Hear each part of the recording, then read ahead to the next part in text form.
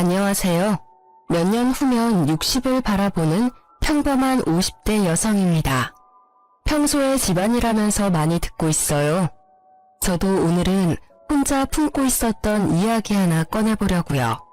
시작하기 위해 조금 오래전으로 거슬러 올라가 보겠습니다. 남편과 저는 남들처럼 평범하게 만나 연애했어요. 몇 년 만나다가 임신해서 자연스럽게 살림을 합쳤죠. 그런데 이상하게 남편은 연애 때도 자기 부모님 얘기를 별로 안 하더라고요. 제가 알고 있는 건 남편이 외동이며 홀어머니 밑에서 자랐다는 거였죠. 결혼식을 올리기 전 저는 남편을 키워주신 시모에게 인사를 드리고 싶었는데요. 남편은 나름 자신만의 상처가 많은지 질색하며 싫다고 하더군요. 제게 시모는 남이라 생각하고 살자고 말하는 남편에게 저는 도대체 어머니랑 무슨 일이 있었냐고 물었죠. 불화가 심했다며 대충 둘러대는 남편에게 그땐 더 캐물을 수 없었어요. 그래도 당신 어머니께서 혼자 열심히 키워주셨는데 결혼식에는 모시는 게 어때? 그러다 당신 나중에 늙어서 후회할 수도 있어. 만약 어머님이 자기한테 상처 주신 게 있다면 결혼을 계기로 풀 수도 있는 거잖아. 어떻게 생각해? 난 당신 뜻 존중하지만 내가 아무것도 모르는 상태에서 결혼식에 모시지 않는 건 마음에 자꾸 걸려. 나도 모르겠다. 전 그러면 당신이 마음대로 해. 대신 그건 알아둬. 내가 먼저 엄마한테 연락하거나 살갑게 굴 마음 없어. 당신이 괜히 연락했다가 고약한 시모한테 발목 잡혀도 난 몰라. 알겠어. 걱정하지 마. 내가 알아서 해볼게. 저는 남편의 경고에 조금 떨리는 마음으로 시모에게 연락했습니다. 그렇게 한 번도 본 적 없는 어머님은 흔쾌히 제 동네로 오신다고 하셨죠. 카페에는 남편이 말했던 고약한 시모는 온데간데 없고 인자하신 분이 커피를 마시고 계셨어요. 안녕하세요. 전화드렸었던... 어머나 세상에. 참한 목소리만큼이나 얼굴도 예쁘네요. 이렇게 먼저 연락해줘서 고마워요. 어머님은 그대로 자리에서 일어나 저를 꽉 안아주셨어요. 긴 말을 나눠보지 않아도 따뜻하신 분이라는 걸 단번에 알겠더군요. 말씀 감사합니다. 그리고 죄송해요. 그 사람이랑 같이 오려고 했는데 일 때문에 함께 오지 못했어요. 우선 어머님 식사부터 하러 가시겠어요? 괜찮아요. 그런데 어쩌죠? 식사는 내가 시간이 안 돼서 미안해요. 나 또 금방 가봐야 하거든요. 내 아들이 먼저 연락하라고 했을 리는 없고 세희 씨라고 했나요? 정말 고마워요. 덕분에 이렇게나마 아들이 결혼한다는 건 알게 됐네요. 불러준 건 고맙지만 난 혼주석에는 못 앉을 것 같네요. 만약 시간이 된다면 세희 씨 웨딩드레스 입은 모습은 보러 갈게요. 어머님은 눈물을 훔치며 초대해줘서 고맙다고 하셨어요. 제 손을 잡으시곤 한참 우시다가 도장과 함께 통장을 불쑥 내미셨죠. 나한테 뭐 받았다고 내 아들한테는 절대 말하지 말아요. 세희 씨가 정말 도움이 필요할 때 그 돈 써요. 네? 아니에요 어머님. 저 돈 받으려고 뵙자고 한 거 절대 아닙니다. 나도 알아요. 눈빛만 봐도 세희 씨 그런 사람 아니라는 걸 알겠거든요. 그러니 모르는 척 받아줘요. 내가 딸은 없지만 세희 씨가 꼭 내 딸 같아서 주는 거예요. 하나밖에 없는 아들이란 녀석은 이제 남과 다름없거든요. 어두워지는 시모의 얼굴을 보고 저는 두 모자 갈등의 골이 생각보다 깊다는 걸 깨달았어요. 제가 받은 통장에는 5천만 원이 들어있었습니다. 어머님은 그 후로 결혼식도 불참석하시고 호련히 사라지셨어요. 게다가 헤어질 때 마지막 말씀이 계속 마음에 걸렸습니다. 세희 씨 뱃속에 내 손주 바르게 잘 키워줘요. 내 아들 말고 꼭 세희 씨를 닮은 손주면 좋겠네요. 끝까지 의미심장한 말을 하셨죠. 저는 알 수 없는 찜찜함에 시모 말대로 남편 몰래 통장을 간직했어요. 쓰지도 않고 계속 잘 간직했답니다. 결혼식을 끝내고 배가 불러올수록 시무의 말이 이해가 가더군요. 저는 아이가 제발 남편을 닮지 않길 간절히 바랐습니다. 왜냐고요?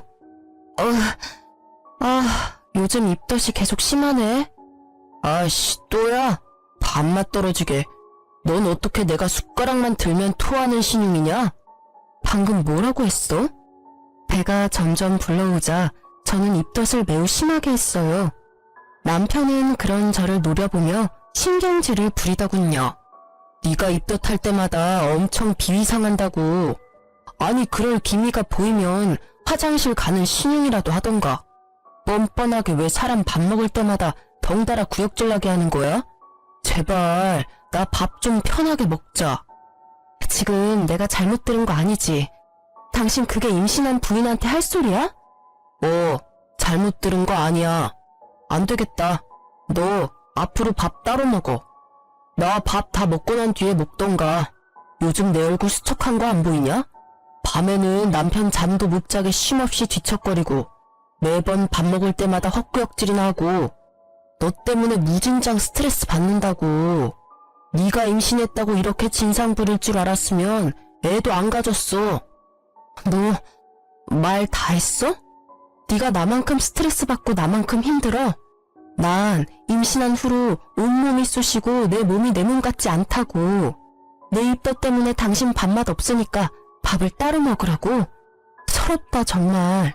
어떻게 그딴 식으로 말할 수가 있어? 삼계탕도 밖에서 사 먹으라니까 돈 아깝다고 집에서 해달라며. 닭냄새 겨우 참고 요리한 사람한테 뭐가 어째? 뱃속에 아이 들을까봐 겁나니까 말 좀 가려서 해. 여자라면 다 하는 임신이 대수냐? 애 가진 게 뭐 그렇게 벼슬이라고. 그땐 임신 후 몸의 변화도 힘들었지만 결혼하고 변한 남편의 행동들이 저를 더 아프게 했네요.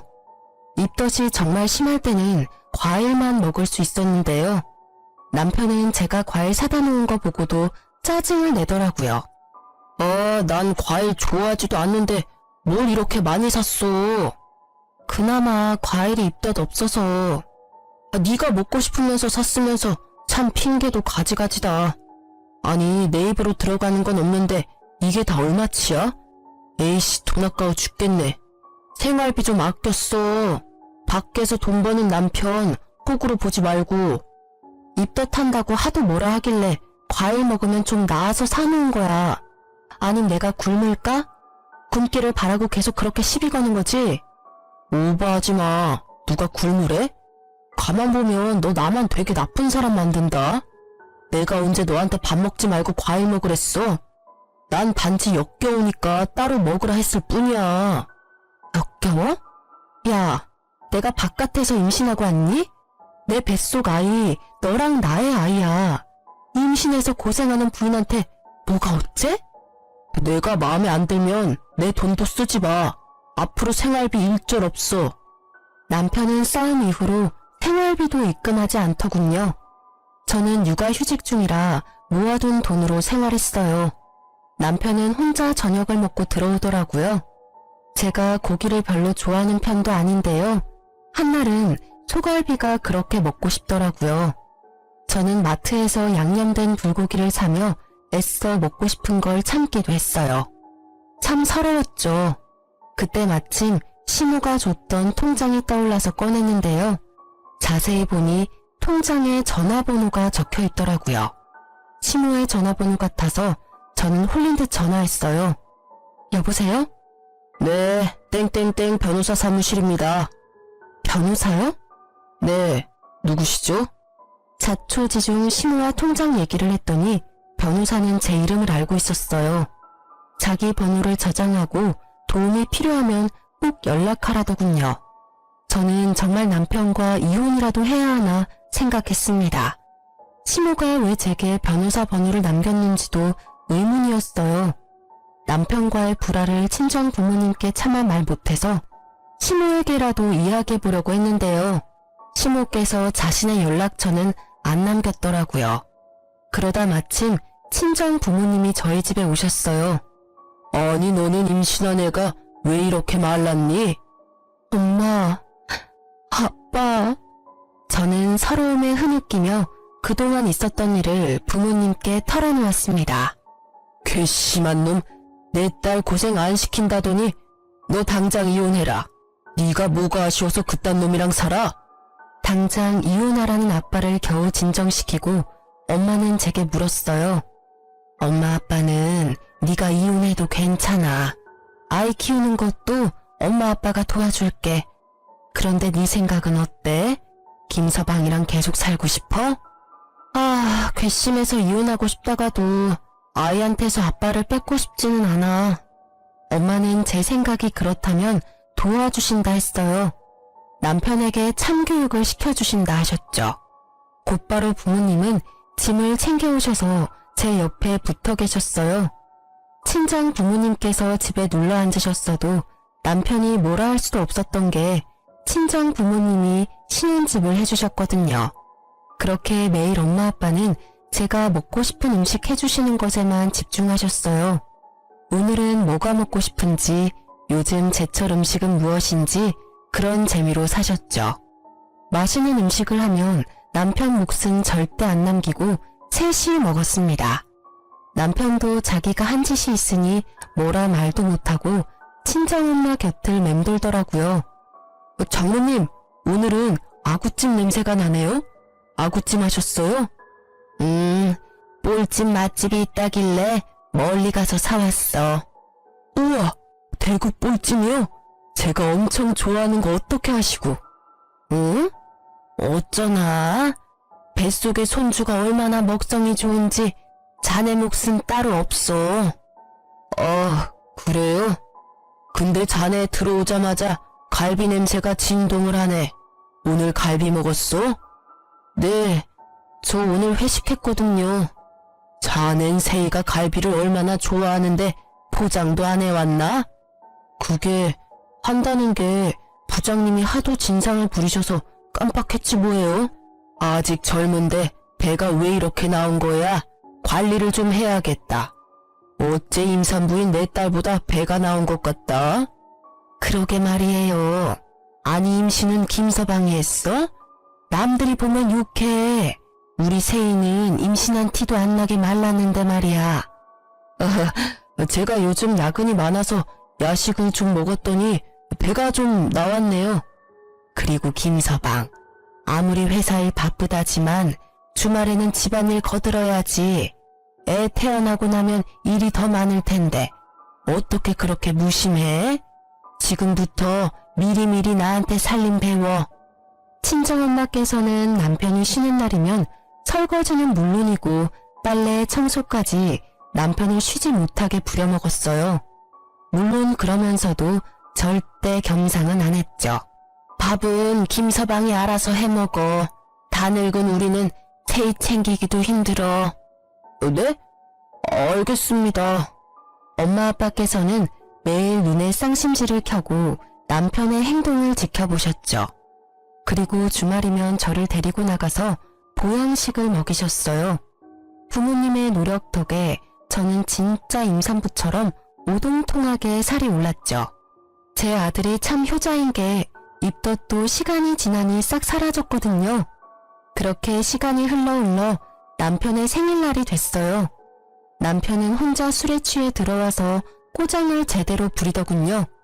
장인어른, 장모님, 정말 너무하십니다. 저도 이제 한가족이라고요. 어떻게 맛있는 거 먹을 때만 항상 저를 배척하세요? 심지어 오늘은 저 생일이란 말이에요. 또 저만 빼고 고깃집 가셨죠? 왜 저 구박하세요? 사위는 안 불쌍해요? 엄마께서는 차가운 물을 떠오셔서 남편 얼굴에 그대로 뿌리며 말하셨어요. 차가워. 어때? 찬물 세례받으니 이제 술이 좀 깨는가? 어디 어른들 앞에서 술 마시고 꼬장을 부려? 아니 자네가 내 딸에게 한 짓이 있는데 어떻게 우리가 곱게 보겠나? 네? 이미 다 들었네. 세이한테 생활비도 안 주고 먹는 거 가지고 구박하고 먹는 걸로 서럽게 하는 게 어떤 건지 이제야 좀 알겠나? 세상에 부인이 입덧하는데 먹고 싶은 음식 구해주지는 못할 망정 밥을 따로 먹으라니 역겹다니 그딴 말을 해대? 게다가 생활비도 안 줘? 참나, 더 말할 필요도 없네. 이혼 도장 찍을 준비하게나.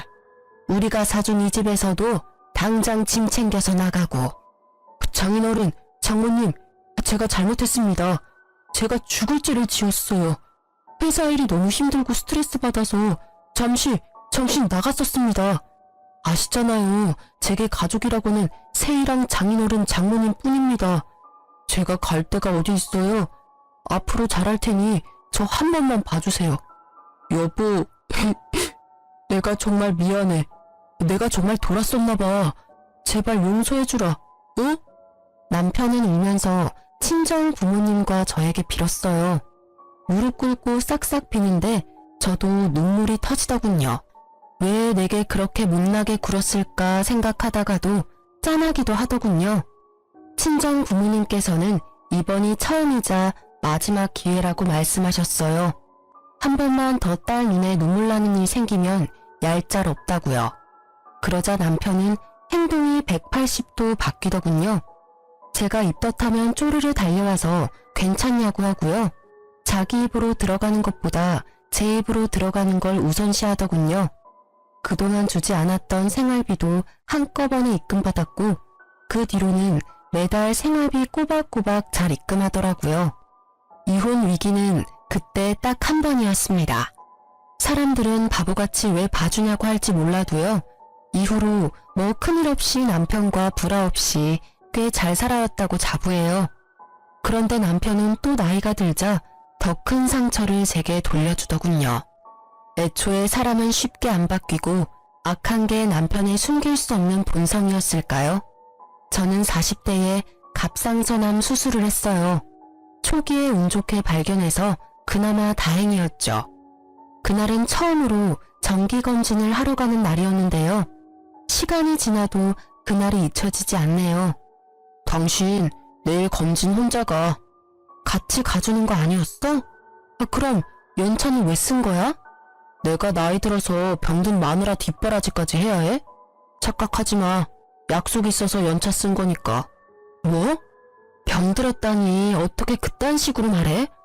그래도 첫 정기검진인데 연차까지 썼다니까 난 당연히 같이 가주는 줄 알았지. 친정 부모님이 일찍 돌아가시고 제 보호자는 이제 남편이었거든요. 남편이 제게 남처럼 구니까 참 속상했어요. 그러고는 정말 저와 남이 되려고 하더군요. 이혼해. 뭐? 조금 다퉜다고 이혼 이야기를 꺼내는 남편을 보고 저는 허탈한 얼굴로 되물었죠. 아니, 이혼이라니. 갑자기 무슨 뚱딴지 같은 소리야? 이제 재영이도 다 컸고 나 너네 뒷바라지 할 만큼 다 했잖아. 남은 인생은 좀 편하게 쉬고 싶어.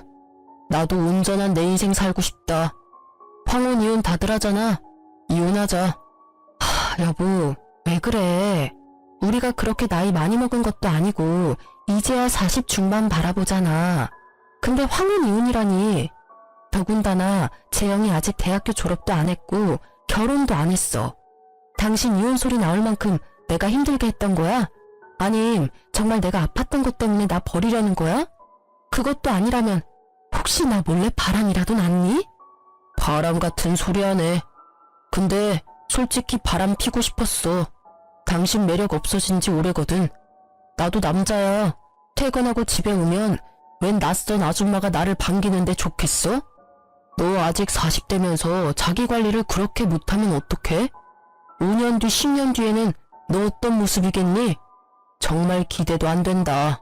게다가 살도 적당히 쪄야 볼륨감 있는데 당신은 아픈 후로 계속 볼품없이 말라가잖아. 나이가 들어도 자기 관리 잘하는 여자들이 얼마나 많은데 네가 병들었어도 예쁜 구석이 있으면 내가 이혼하자 하겠어? 지금 말 다 했어? 난 재영이 키우면서 당신 뒷바라지 누구보다 열심히 했어. 전망했던 회사까지 관두면서 가족들 케어했다고. 그렇게 평생 살았는데 뭐가 어쩌고 저째? 됐고, 나 이번 달부터 생활비랑 학비 안 보낼 거니까 빨리 일 구해. 여보, 재영이 아직 의사 면허도 안 땄어. 나보고 뭐 어떡하라고. 아니면 네가 재영이 두고 당장 이 집에서 나가. 그럼 대학 졸업까지는 내가 시켜줄 테니까. 뭐? 집에서 당장 나가라니. 이 집이 당신 거야? 당연히 내 집이지. 자, 어떡할래? 내 제안 받아들일 거야 말 거야. 그동안 살아온 정이 있으니 원룸 하나 정도는 얻어줄게.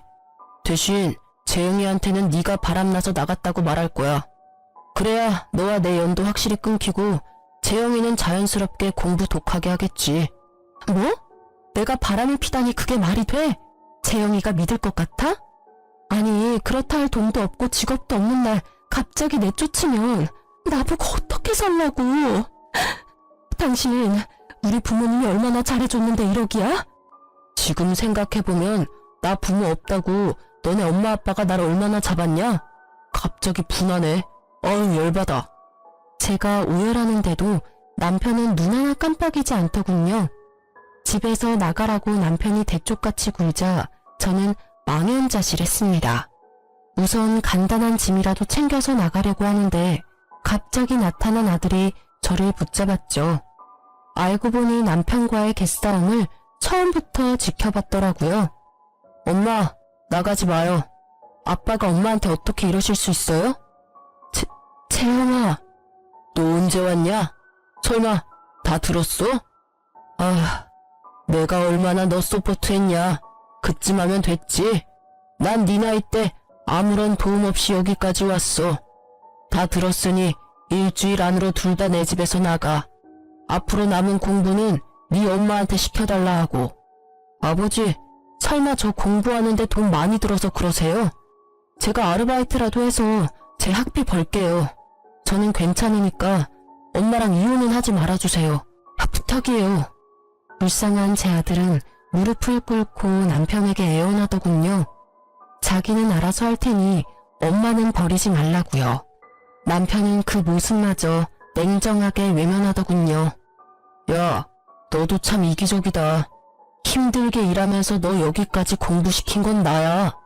어떻게 넌 네 엄마만 생각해? 나중에 너도 내 나이 되면 알 거다. 보잘것없는 마누라 먹여 살리느라 세월 다 보내서 내가 얼마나 지금 허무한지. 어떻게 엄마한테 그런 식으로 말씀하세요? 엄마는 뭐 아무것도 안 하시고 집에서 노셨어요? 아니잖아요. 남편에게 달려드는 아들을 말리며 저는 말했습니다. 그만. 아들, 괜찮아. 엄마는. 당신도 그만 말해요. 이혼해 줄 테니까 더 이상 재영이 상처 주지 말라고요. 저는 억울함보다 아들이 받는 상처가 더 걱정됐죠. 남편은 한사코 바람이 아니라더니 몰래 전화를 뒤져보니 젊은 여자랑 바람이 났더군요. 거울 앞에 늙은 제 모습이 어찌나 초라해 보이던지요. 좀 꾸미면서 살 걸 그랬나 후회도 했습니다. 하지만 아들은 자책하는 제게 단호히 말하더군요. 엄마, 나 사실 전부터 아빠 바람난 거 알고 있었어요. 제가 몰래 증거 다 모아놨으니까 저 믿고 걱정 마세요. 그 증거들이 이혼할 때 큰 도움 될 거예요. 그리고 저 꼭 의사 돼서 아빠 피눈물 흘리게 만들 거예요. 엄마 잘못 아니고 명백히 아빠 잘못이니까 자책하지 마세요. 학자금이랑 생활비는 대출받아서 공부하면 되니까 걱정 마시고요. 모지리 같은 저와 달리 똑똑한 아들은 이미 남편이 외도한 증거들을 다 모아놨더라고요. 이걸 모으면서 또 얼마나 상처였을까. 저는 또 가슴이 찢어졌죠. 아들, 학비랑 생활비는 걱정하지 마. 옛날에 친할머니가 주신 돈 있어. 엄마는 절대 네 아빠랑 쉽게 이혼 안 해줄 거야. 소송에서 받을 거 다 받아내야지.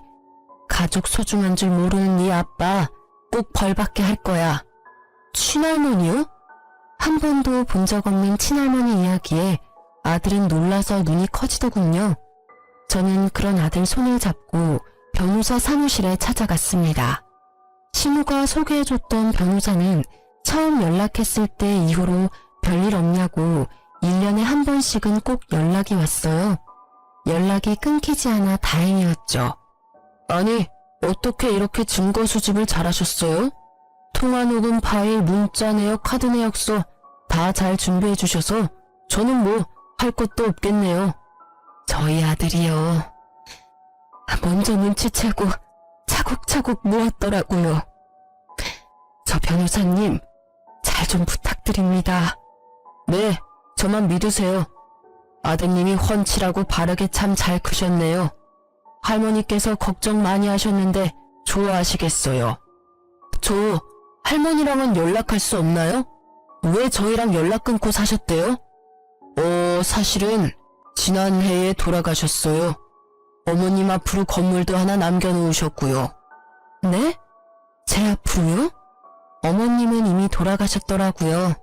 참 외로우셨을 텐데 연락 한 번 없이 혼자 가셨어요. 더 놀랐던 건 변호사에게 들어보니 시부께서도 결혼 당시에는 살아있었던 거예요. 남편 말고 제 이름으로 시부모님께서 건물을 남긴 이유가 궁금했어요. 변호사는 제게 편지를 내밀더군요. 아들과 함께 편지를 읽으며 경악했습니다. 결혼 당시 시부가 급하게 간이식이 필요했는데 남편이 이식해준다면서 흥청망청 돈을 쓰며 놀았대요. 그러고는 수술 당일 무섭다고 도망쳤다네요. 시부모는 부모니까 처음엔 그것마저 다 이해했답니다. 하지만 병든 부모는 필요 없다고 결혼식에도 못 오게 했다더라고요. 대신 죽기 전 유산은 미리 본인에게 결혼 선물로 달라고 하면서요. 짐승보다 못한 남편은 아픈 부인뿐만 아니라 낳아주고 길러준 부모까지 저버린 거죠. 애지중지 키워온 하나뿐인 외동아들이 그러니 시부모는 매우 충격이었다 합니다.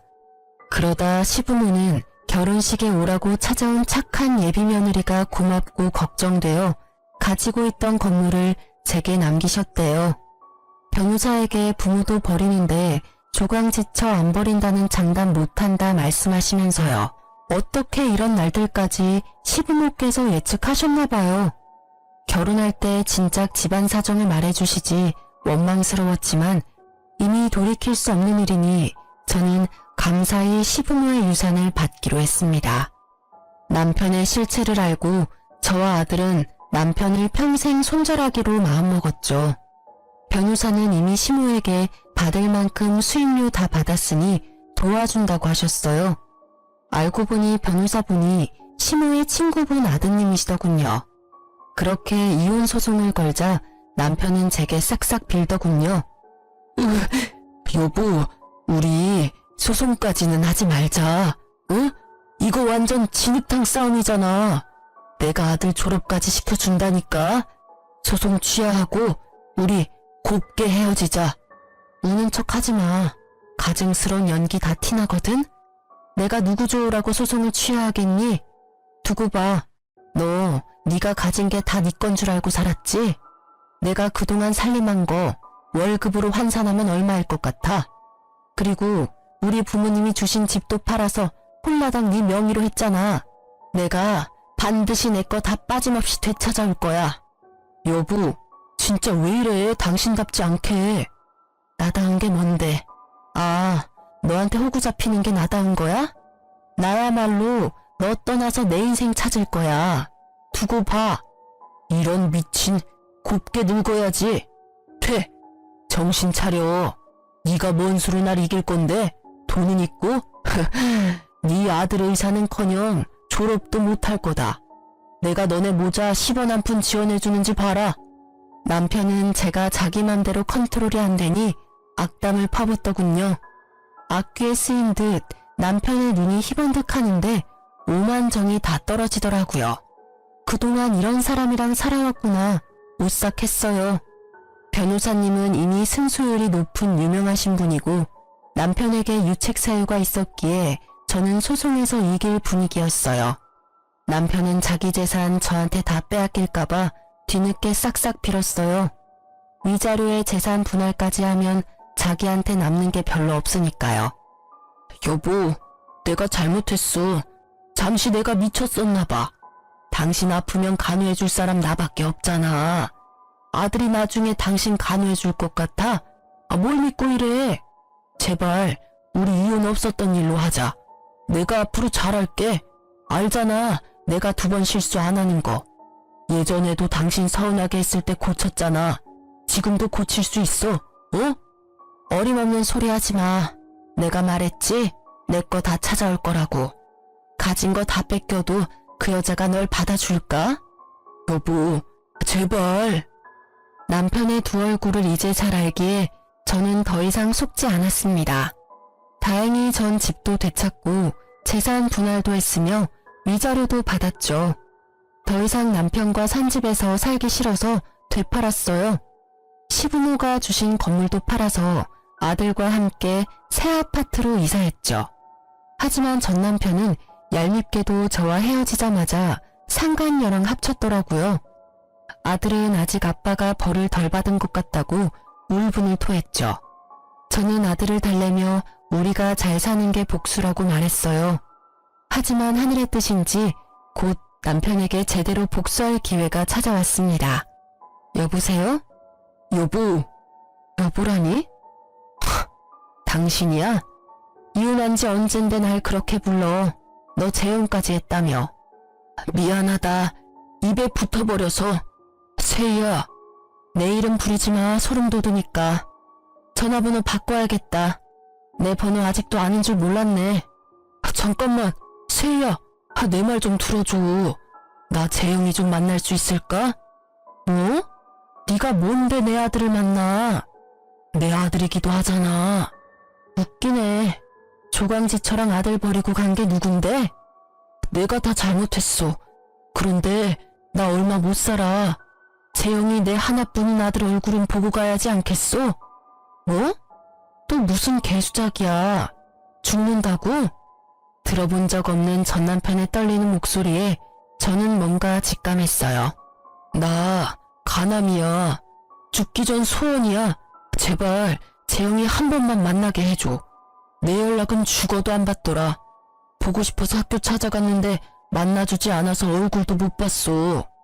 당신이 가남이라고? 그동안 지은 죄에 벌 받는 거야. 그리고 어디라고 학교를 네가 찾아가. 소리 소문 없이 죽지 그랬어.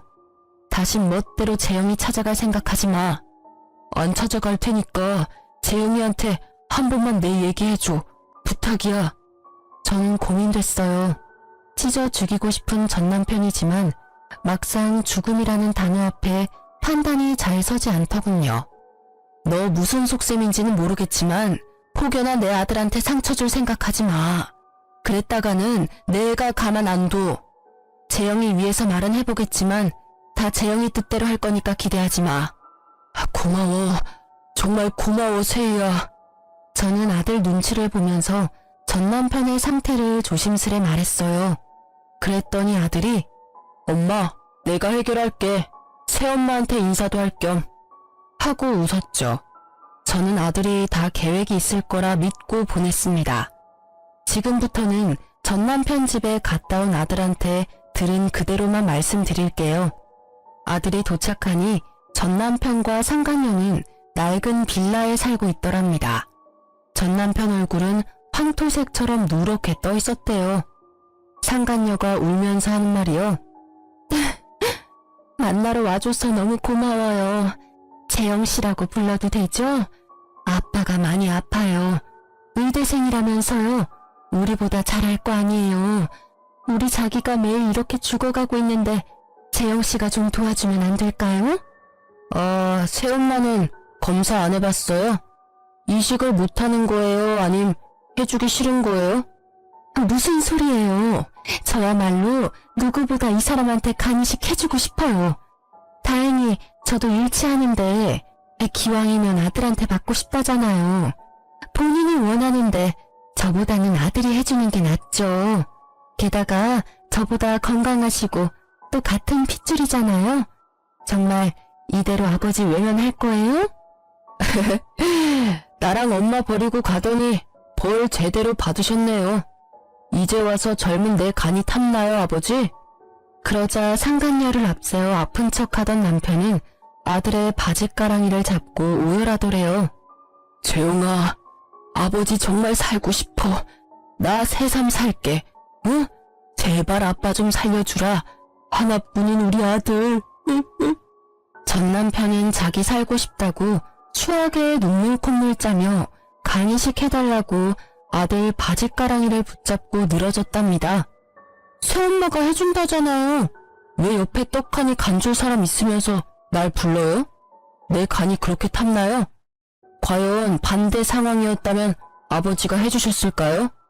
제가 간암이라 아버지 간 필요했으면 제가 아버지 간 받을 수 있었을까요? 만약 그랬다면 당연히 나는 널 위해 내 간 통째로 줬을 거야.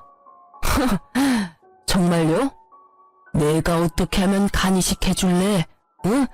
돈이 필요하냐? 아빠, 돈이 있긴 있어요. 앞으로 치료비는 네 엄마가 들어놓은 보험이 있으니까 그걸로 하면 돼. 퇴직금 받은 건 너 줄게. 풍족하지는 않지만 조금이나마 너한테 보탬은 될 수 있어. 그리고 저도 이제 일 시작할 거예요. 이제 제가 이 사람 곁에 평생 있을 거니까요. 우와, 평생을요? 아니, 병든 사람은 지금 버리고 도망가야죠. 아버지 사망보험금 많이 들어놨나 봐요? 새엄마가 쉽게 안 떠나는 거 보니까요. 그런 거 아니거든요. 저 이 사람 정말 사랑해요. 두 분 다 돈은 됐고요. 일단 어머니께 가서 허락을 좀 맡아야겠어요. 저 대신 아빠랑 새엄마가요. 제가요? 사모님이 저 보면 더 싫어하실 것 같은데요. 우리가 가면 네 엄마가 거품 물 텐데. 그러니까 어머니께 진심으로 사죄하며 빌어야겠죠. 둘 다 지은 죄가 있잖아요. 그렇게 아들이 상간녀랑 전남편을 우리 집으로 데려왔어요. 조금 비싼 아파트라 상간녀와 전남편은 놀란 눈치였죠. 시부모가 남긴 줄도 모르고 전남편은 감탄하더군요. 어머니, 저 왔어요. 아니, 아들, 저 사람들이 왜 우리 집에?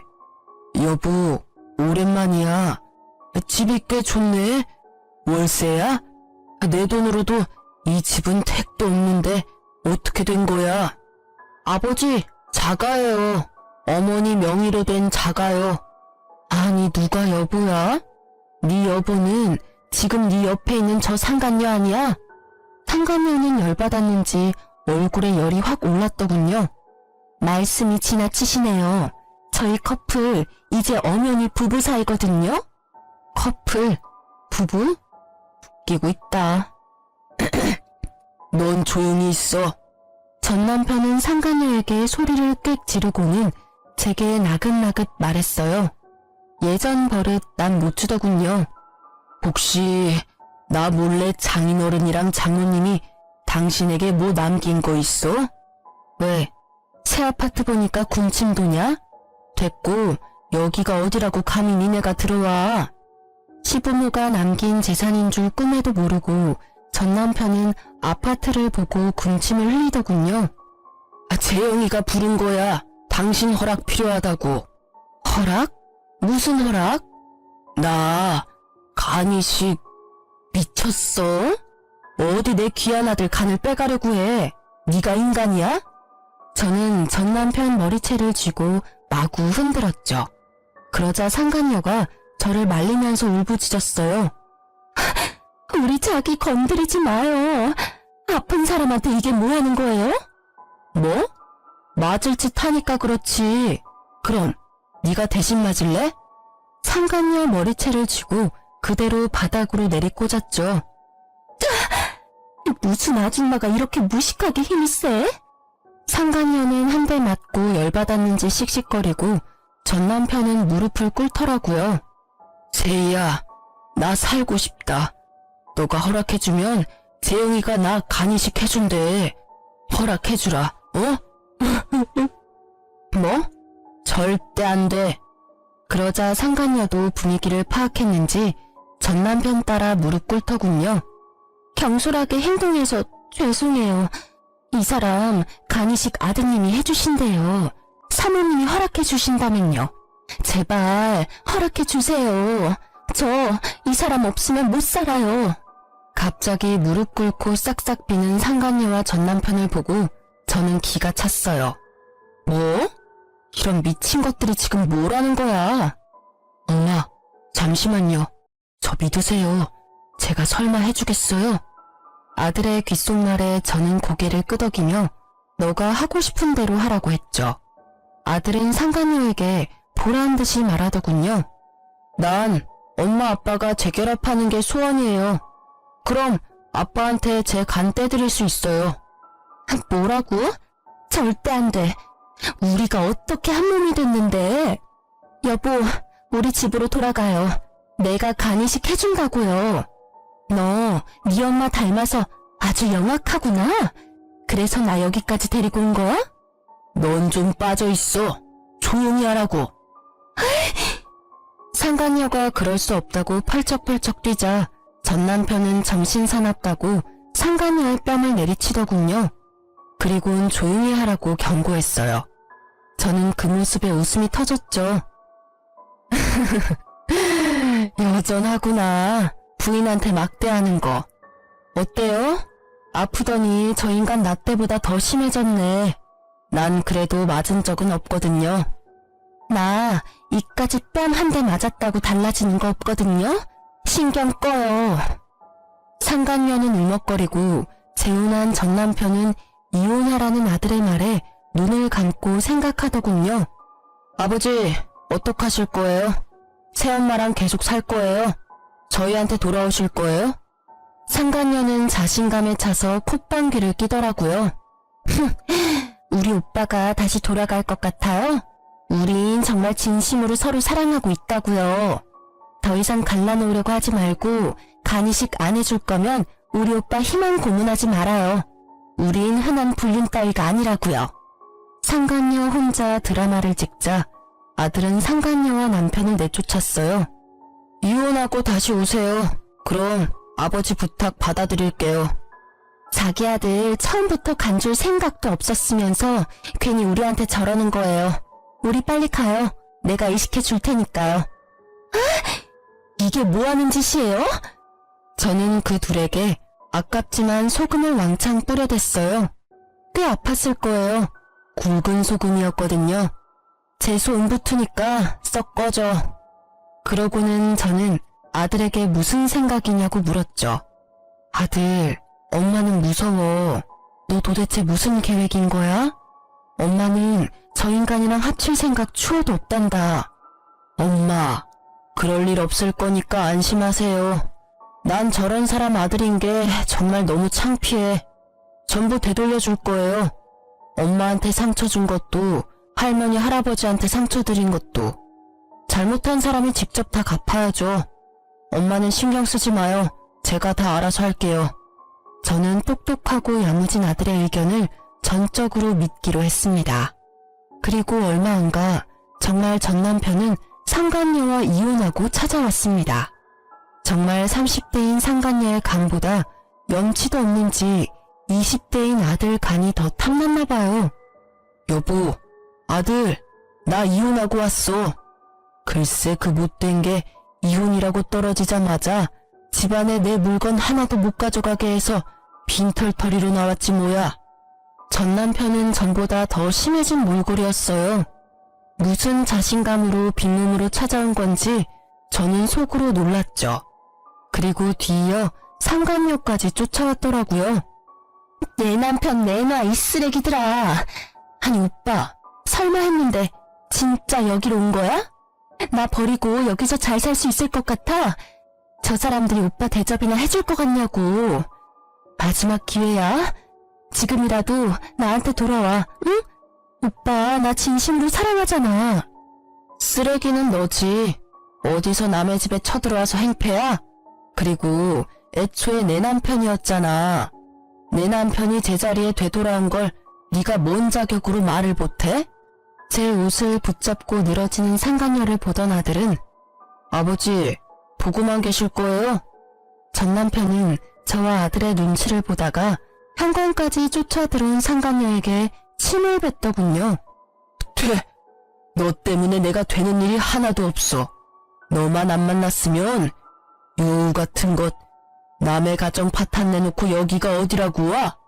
오빠, 신고하기 전에 당장 꺼져. 오빠, 정말 왜 그래? 상간녀는 아랑곳하지 않고 전 남편의 바지가랑이를 잡고 늘어졌어요. 그러자 전 남편이 현관에 꽂혀있던 화병의 장미꽃을 빼들고 상간녀의 얼굴을 사정없이 후려쳤죠. 꺼져! 꺼지라고 제발! 탱탱한 네 피부, 몸매, 그게 언제까지 갈 것 같아? 한순간이야. 내가 널 사랑해? 웃기지 마. 난 네 몸 때문에 만난 것뿐이라고. 상간녀는 눈물이 범벅되어 보기 좋게 얼굴이 일그러지더라고요. 당신 아들이 정말 이대로 순순히 간식해줄 것 같아? 난 진심으로 사랑해서 진짜 당신한테 간식해줄 수 있었다고. 날 버린 이 순간 평생 후회할 거야. 아들과 제가 한심하게 쳐다보자 전 남편은 머뭇거리다 상간녀 머리채를 질질 끌고 현관 밖으로 내동댕이 치더군요. 그러고 전 남편은 후련한 얼굴로 다시 집 안으로 들어왔어요. 그 모습을 보는데 통쾌하면서도 전 남편이 악마 같았어요. 어쩌면 이혼을 하지 않았다면 언젠가는 나도 저 손에 맞았을까 싶기도 했고요. 정말 질기지? 내가 어쩌다 저런 거랑 엮어서는 여기가 어디라고 찾아온 건지 원. 당신이야말로 여기가 어디라고 기어들어와? 뭐? 여보 왜 그래? 나 깔끔히 이혼하고 온 거야. 엄마랑 나 재혼은 언제 하면 되겠냐 재영아. 아무래도 수술하기 전에 하는 게 좋겠지? 아버지, 아니 이제 아저씨라고 해야 되는 걸 자꾸 깜빡하네. 아저씨, 이제 아저씨도 그만 돌아가 주세요. 뭐라고 재영아? 아저씨라니. 신고하기 전에 우리 집에서 나가라고요. 너가 오라고 했잖아. 내가 갈 곳이 어딨어? 전 남편이 소리 지르자 아들은 전 남편에게 고시텔 방키를 던졌어요. 거기 적힌 고시텔로 가면 돼요. 아저씨가 지낼 곳은 거기가 딱 적당하잖아요? 저 혼자 면허시험 준비할 때 공부하던 고시원인데 아저씨도 거기서 인생을 좀 되돌아보세요. 지은 죄가 많잖아요. 말이 다르잖아. 이혼하고 왔잖아. 아니 내가 몸이 안 좋은데 어떻게 고시원에서 지내? 역정을 내는 전 남편에게 아들은 희미하게 웃으며 말했죠. 간이식은 이제 필요 없으신가 봐요? 거기 가 계시라고요. 전 남편은 눈에 핏발이 섰는데 아무 말도 못하고 고시원으로 떠났어요. 아들은 고시원도 한 달치 월세만 냈어요. 월세 문제로 전화온 전 남편에게 아들은 직접 일해서 내라고 말했죠. 막노동하세요. 하루 하면 10만 원은 거뜬하잖아요. 그리고 저 바쁘니까 전화하지 말아줄래요? 내가 몸이 이렇게 안 좋은데 어떻게 일을 하니? 진짜 짜증나게 하네. 정 그러면 아저씨보다 힘들게 사는 사람들한테 봉사라도 하세요. 봉사활동하면 당분간 월세는 내줄 테니까요. 이후로는 아들한테 들었는데 전 남편은 매일같이 요양병원에 봉사활동을 갔더라고요. 아픈 걸 숨기느라 비비크림까지 발라가면서요. 그리고 점점 불안한지 제게도 애원하더군요. 재영이 말이야, 나 간이식은 언제쯤 해주려나? 글쎄, 당신하기 나름이지. 요새 재영이 바빠. 그렇게 저와 아들이 간이식에 대해서 확답을 주지 않자 전 남편은 얼마 안가 집으로 찾아왔어요. 지금 날 놀리는 거야? 아니 도대체 언제 간이식 해준다는 거야? 와, 제가 아저씨 놀리는 거 진짜 이제 알았어요? 뭐? 너 이 새끼. 이혼도 한 번 해본 놈이 잘한다고 아주 두 번째 이혼은 뭐 고민도 없이 해버리셨네요? 어떡해요. 이제 혼인관계도 아니라서 그 상간녀가 아저씨한테 간이식도 못 해주는데. 이 악마 같은 자식아! 어디 내 귀한 아들한테 악마래. 악마는 너지 이 자식아. 똑똑한 제 아들의 계획에 전 남편은 개거품 물더라고요. 어떻게 자식이 부모한테 이래. 아무리 이혼을 했어도 말이야. 당신은 재영이가 저러는데 그냥 있었어? 내 얼굴 안 보여? 나 당장 내일 죽어도 안 이상한 상황이야. 아저씨가 할아버지한테 간 드렸으면 저도 그 효심 보고 배워서 간 들였겠죠. 그런데 안 들이고 도망갔잖아요. 게다가 병들었다고 외면해놓고 나한테 악마라뇨. 악마는 당신이지. 뭐? 그걸 네가 어떻게 알아? 그땐 어려서 철이 없었고 난 단지 무서워서 그랬다고. 네, 아저씨. 저도 어려서 철이 없고 무서워서 간이식은 못 해드리겠네요. 이식 대기 순번 기다리세요. 언제 차례가 올지는 모르겠지만.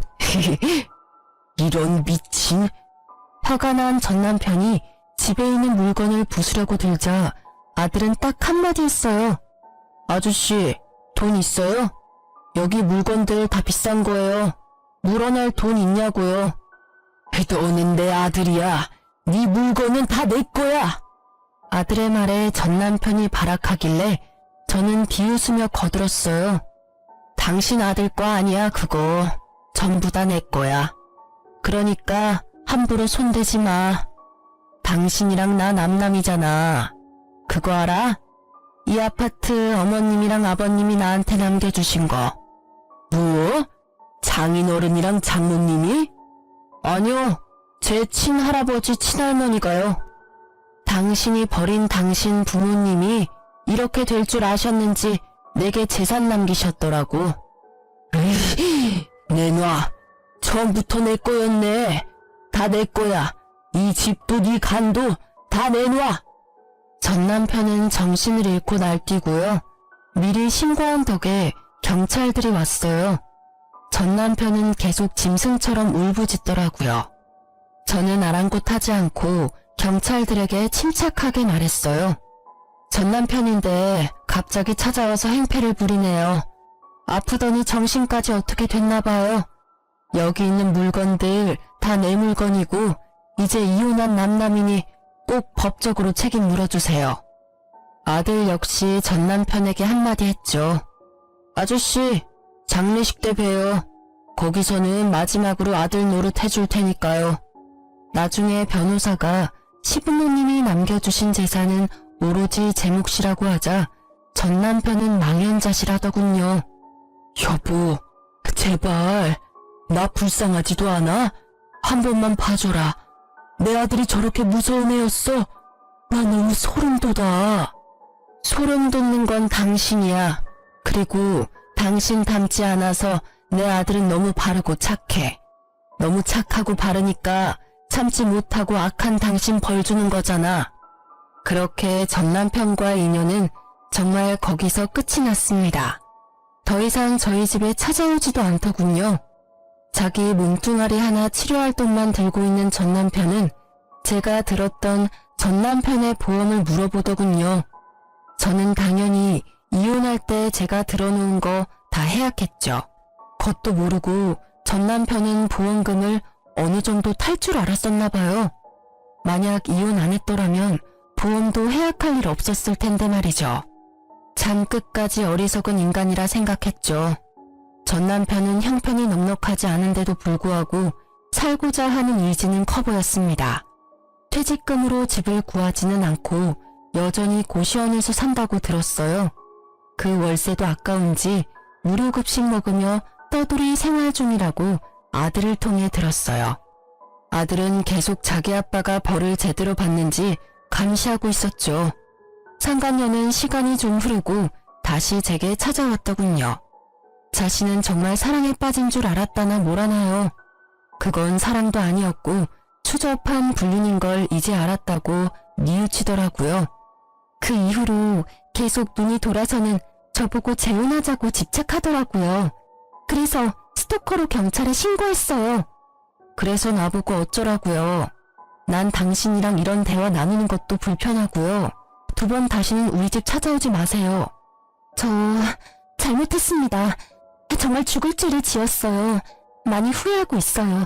진심으로 용서 구하러 온 거예요. 지금 고해성사라도 하는 거예요? 벼랑간 상간녀가 울면서 무릎 꿇고 빌더라고요. 아드님께서 제가 가는 곳 어떻게든 찾아내서 자기 아빠랑 불륜을 저질렀다고 자꾸 소문내요. 제발 그만해주시면 안 될까요? 저 정말 착하게 살게요. 저도 아직 젊어요. 이제 다 잊고 새삼 살고 싶은데 그쪽 아드님이 너무 무서워요. 저는 상간녀와 전 남편에게 하는 복수가 아직도 진행 중이라는 것에 조금 놀랐어요. 하지만 티를 내지 않고 상간녀에게 따끔하게 말했어요. 남의 눈에 눈물 흘리게 한 대가 아니겠어요? 그 정도로 엄살 떨지 마세요. 그만두더라도 내 아들이 내킬 때 그만두겠죠. 다신 찾아오지 마요. 한 번 더 찾아오면 나까지 합세해서 괴롭혀 줄 테니까. 상간녀는 말없이 봉투를 내밀었어요. 백화점 상품권 10만원권이 20장 들어있더군요. 약소하지만 받아주세요. 아니 이딴 걸 내가 받겠어요? 상품권을 꺼내 상간녀 얼굴에 뿌리자 상간녀는 고개를 못 들더군요. 떨어진 상품권들을 주워서 다시 봉투에 넣고 그 자리에 두고 뛰쳐나가더라고요. 저는 아들에게 상간녀가 찾아왔었다고 말했어요. 뭐? 엄마 미안해. 내가 해결할게요. 아들, 이제 그쯤 하면 됐어. 이제 아빠 관련 일은 손 뗐으면 좋겠다. 미워하고 벌 주는 건 이제 그만하자. 이제 하늘에게 맡기자. 응? 넌 이제 사람들 살리는 일에 힘써야 해.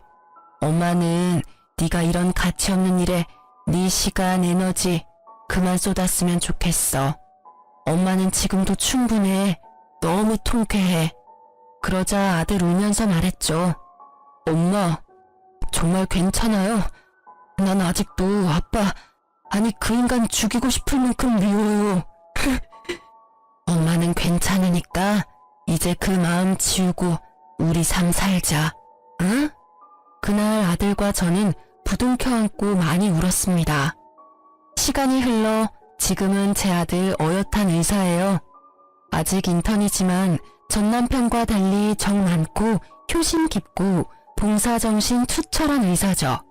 이제 아들도 졸업하고 인턴 생활하고 저도 일주일에 한 번은 봉사활동하며 지내고 있습니다. 그 외의 나머지 시간은 온전히 저를 위해 보내고 있어요. 아들한테는 괜찮다고 했지만 불쑥불쑥 남편에 대한 미움과 원망이 올라올 때가 있거든요. 한이라는 게 정말 무섭죠. 밥 한 끼 대접한 적 없던 시부모님께서 아들과 저를 살렸어요. 그 은혜에 보답하기 위해 잘 살려고 노력하고 있습니다. 전 남편은 부모에게 지은 죄로 천벌을 받는 거라 생각합니다. 오늘 내일 하고 있거든요. 간 이식자가 나타나면 새로운 삶을 사는 기회인 것이고 안 나타난다면 그게 하늘의 뜻이라 생각합니다. 여러분, 착하게 살아야 복이 와요. 누구든 남에게 상처 주는 삶을 살지 말아야 합니다. 앞으로 저도 남은 삶 은혜 베풀며 살게요. 긴 사연 들어주셔서 감사하고요. 모두 행복하세요.